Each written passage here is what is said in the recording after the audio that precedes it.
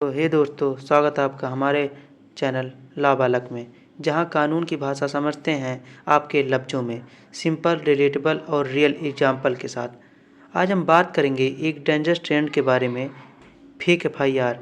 क्या होता है जब कोई एफआईआर झूठी होती है और उसके कॉन्सिक्वेंसेस सिर्फ दूसरे को नहीं, एफआईआर फाइल करने वाले को भी होते हैं।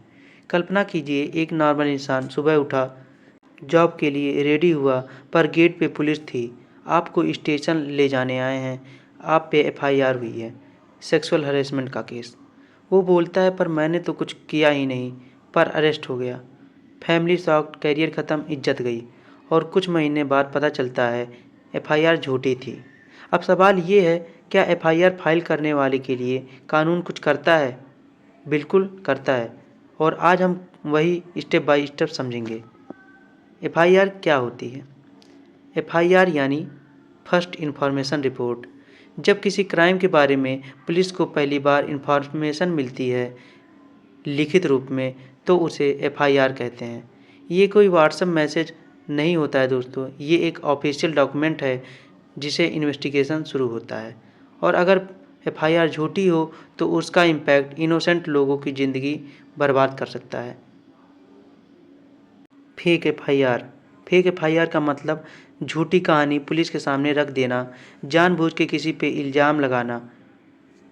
फेक एफआईआर लोग क्यों करते हैं?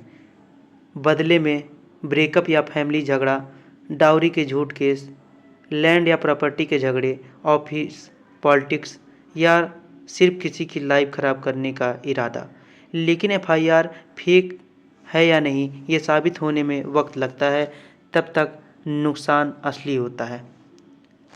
फेक एफआईआर के कॉन्सिक्वेंसेस की बात करें तो आपको लगता है झूठी एफआईआर फाइल करके आप बच जाओगे? नहीं, लेकिन कानून बहुत क्लियर है, जो आईपीसी के सेक्शन 182 में बात करता है। अगर आपने पुलिस को फॉल्स इन्फॉर्मेशन दिया है तो आपको 6 महीने का जेल या फाइन या दोनों हो सकता है। और आईपीसी के सेक्शन 211, किसी पे झूठा क्रिमिनल केस फाइल कर देना, जिससे rape, murder, attempt to murder, तो उसमें पनिशमेंट 2 साल से 7 साल तक की जेल हो सकती है।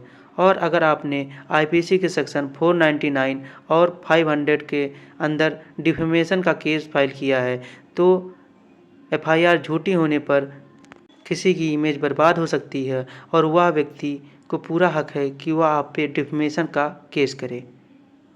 Court compensation. कोर्ट विक्टिम को मेंटल हैरेसमेंट का पैसा भी दिलवा सकता है, आपको भरपाई करनी पड़ेगी। चलिए दोस्तों, कुछ फेक एफआईआर से रिलेटेड लैंडमार्क केसेस के बारे में बात करते हैं, जहां फेक एफआईआर फाइल करने वाले को कानूनी झटका मिला। फर्स्ट पे बात करते हैं भजन लाल वर्सेस स्टेट ऑफ हरियाणा 1992 का केस। यह एक लैंडमार्क केस है दोस्तों, जिसमें सुप्रीम कोर्ट ने कहा कि अगर एफआईआर मैलिशियस इंटेंट से फाइल की गई है, जो कि बदले में या प्रेशर में किया जाता है, तो कोर्ट एफआईआर को क्वेश कर सकता है। सेकंड केस की बात करें दोस्तों, जो बात करता है Preeti Gupta versus state of Jharkhand 2010 की बात।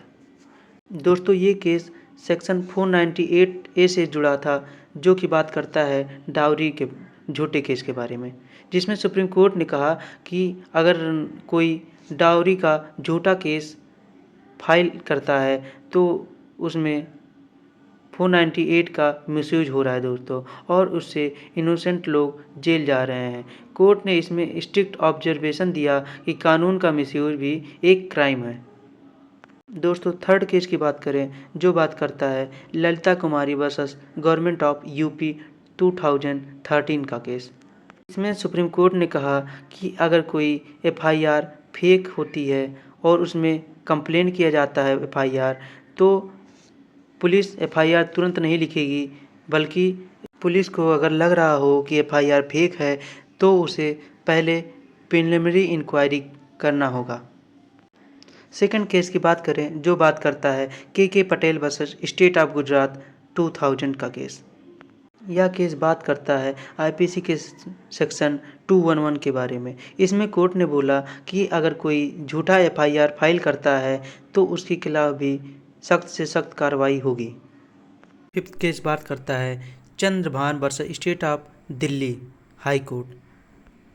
वाइफ के द्वारा हस्बैंड पे झूठी एफआईआर फाइल की गई, जिसमें इन्वेस्टिगेशन में पता चला कि वाइफ ने झूठा एफआईआर दर्ज किया है और कोर्ट ने कहा कि वाइफ पर क्रिमिनल केस होगा। दोस्तों, अब बात करते हैं एफआईआर होने पर हमें क्या क्या करना चाहिए, स्टेप बाय स्टेप। दोस्तों, अगर आपके अगेंस्ट फेक एफआईआर फाइल हो गई है तो आप सेक्शन 438 सीआरपीसी के तहत आप एंटीसिपेटरी बेल फाइल कर सकते हैं। सेकंड बात करें तो अगर आपके खिलाफ फेक एफआईआर फाइल हुई है तो आप सेक्शन 482 ऑफ सीआरपीसी के तहत हाई कोर्ट में एफआईआर क्वेश करने की पिटीशन भी डाल सकते हैं। और थर्ड की बात करें दोस्तों तो आप सेक्शन 182 और 211 के तहत काउंटर कंप्लेंट भी कर सकते हैं और आप सीआरपीसी के सेक्शन 250 के तहत कोर्ट से फेक एफआईआर का कंपनसेशन भी मांग सकते हैं। दोस्तों, कानून आपका पूरी तरह से साथ देगा।